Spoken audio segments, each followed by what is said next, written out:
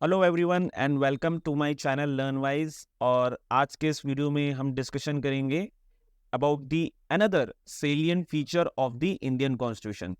इससे पहले जो मैंने वीडियो बनाया था इस टॉपिक में, उसमें मैंने डिस्कशन किया था कि जो इंडियन कॉन्स्टिट्यूशन है ये लेंथिएस्ट रिटन कॉन्स्टिट्यूशन है वर्ल्ड का।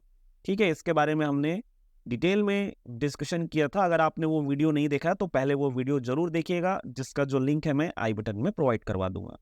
तो आज हम देखेंगे कि जो हमारा इंडियन कॉन्स्टिट्यूशन है it is drawn from various sources. मतलब जो इंडियन कॉन्स्टिट्यूशन है हमारा, इसने कुछ कुछ सोर्सेस से इंस्पिरेशन लिया है। तो इसके सीरीज में हम सबसे पहले देखेंगे about the government of India act 1935 कि जो गवर्नमेंट ऑफ इंडिया एक्ट 1935 है इनसे किन किन प्रोविजंस को इंडियन कॉन्स्टिट्यूशन में इंक्लूड किया गया। तो पहला है फेडरल स्कीम। फेडरल स्कीम का मतलब होता है कि जो हमारा इंडियन सिस्टम है इसमें जो पावर्स है ये डिवाइडेड है between the central government and the state government as well as between the legislature, executive and judiciary. ठीक। नेक्स्ट है office of the governor. Office of the governor, जैसा कि आप जानते हैं, जो गवर्नर है ये स्टेट के एग्जीक्यूटिव हेड होते हैं। तो ऑफिस ऑफ द गवर्नर जो है इसका भी provision government of India act 1935 से लिया गया। उसके बाद नेक्स्ट है पब्लिक सर्विस कमीशन। जैसे कि पूरे इंडिया के लिए यूनियन पब्लिक सर्विस कमीशन होता है, स्टेट्स के लिए स्टेट पब्लिक सर्विस कमीशन होते हैं, जो कि स्टेट गवर्नमेंट और यूनियन गवर्नमेंट के लिए जो ऑफिसर्स होते हैं उनका सिलेक्शन के लिए एग्जामिनेशन कंडक्ट कराने का काम करते हैं।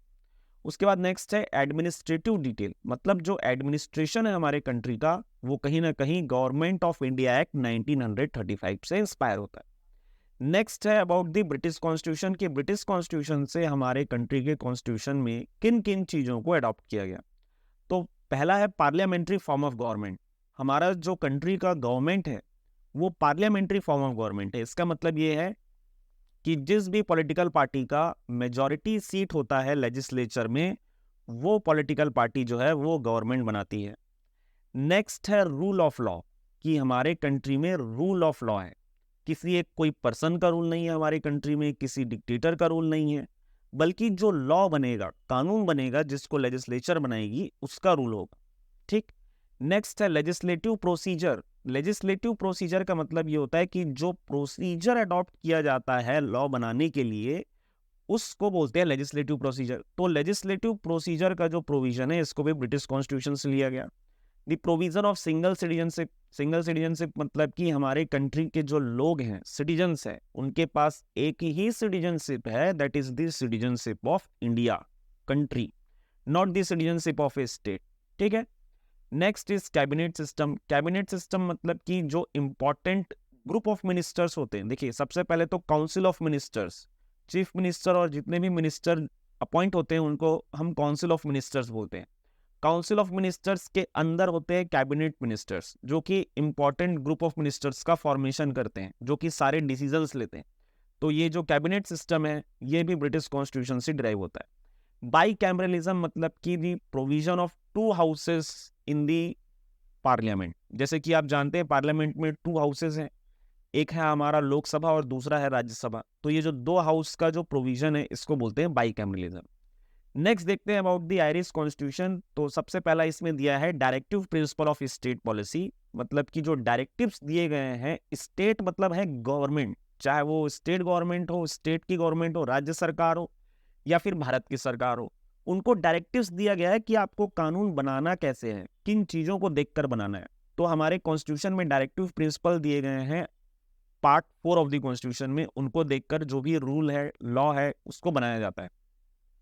Nomination of members to the Rajya Sabha. जैसा कि आप जानते हैं कि राज्यसभा में कुछ मेंबर्स का नॉमिनेशन करते हैं प्रेसिडेंट, 12 मेंबर्स का जो प्रेसिडेंट ऑफ इंडिया है वो नॉमिनेशन करते हैं। तो ये जो नॉमिनेशन का प्रोविजन है इसको भी आयरिश कॉन्स्टिट्यूशन से लिया गया।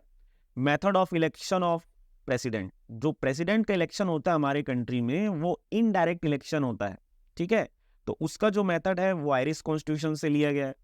यूएस कॉन्स्टिट्यूशन से क्या क्या चीजें ली गई। पहला है फंडामेंटल राइट्स। जो सिटीजन के फंडामेंटल राइट्स हैं जो कि कॉन्स्टिट्यूशन के पार्ट 3 में लिखा गया है वो यूएस कॉन्स्टिट्यूशन से डिराइव है।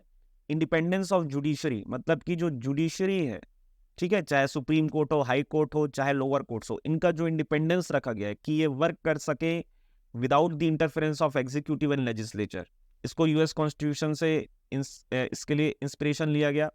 जुडिशियल रिव्यू, अभी जुडिशियल रिव्यू क्या होता है कि कोई भी जो लॉ है, चाहे वो स्टेट की लेजिस्लेटिव असेंबली बनाए या फिर पार्लियामेंट बनाए, उसको चेक कर सकती है जुडिशरी कि ये जो लॉ है ये कॉन्स्टिट्यूशन के अकॉर्डिंग है कि नहीं है।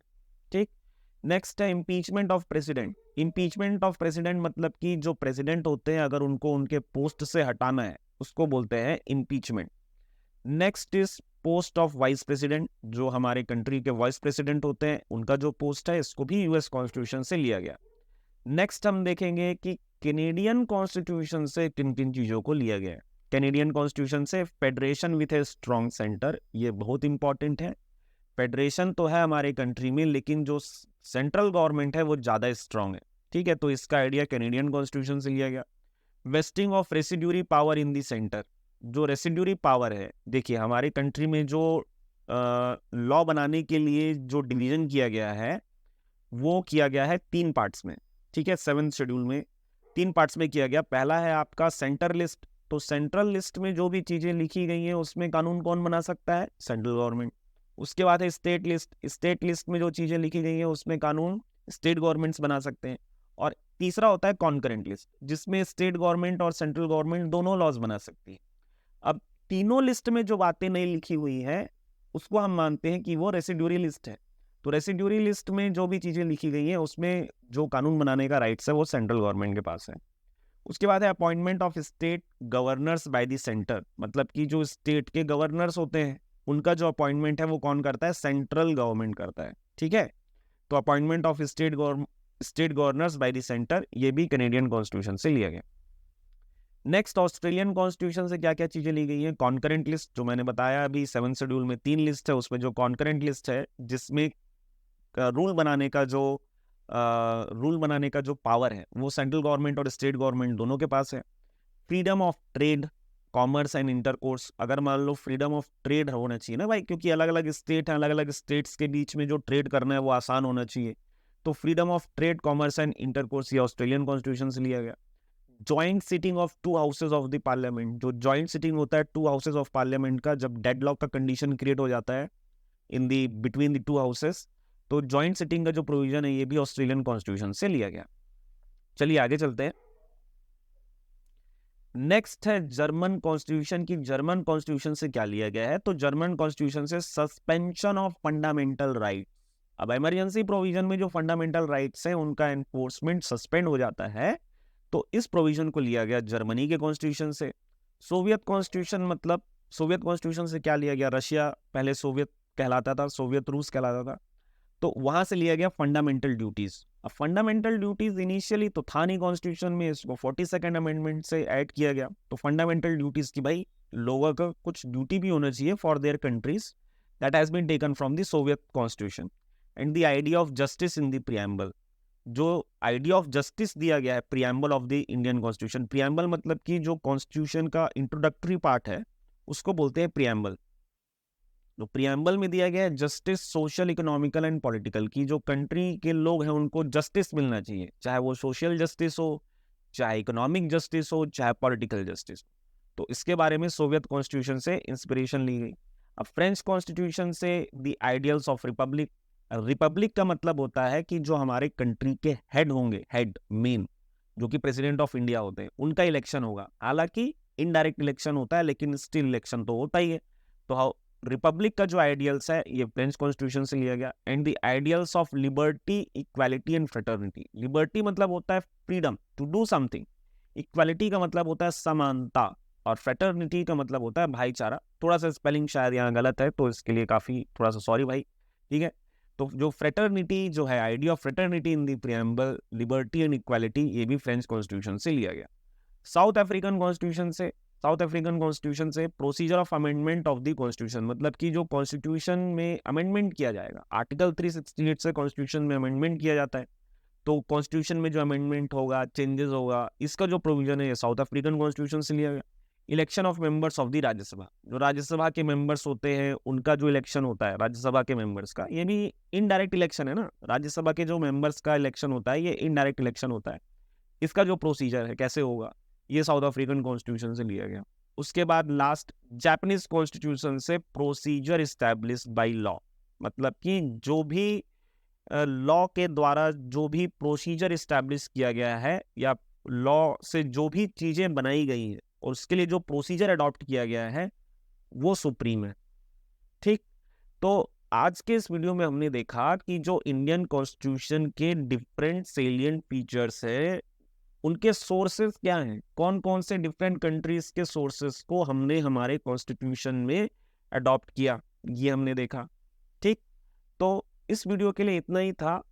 Thank you so much for watching the video. अगर आप चाहते हैं, अगर आपको वीडियो अच्छा लगा तो प्लीज़ वीडियो को लाइक करिएगा। अगर आप चाहते हैं कि और भी ऐसे वीडियोस मैं बनाऊं और उसको आप देखें तो चैनल को ज़रूर सब्सक्राइब करिए।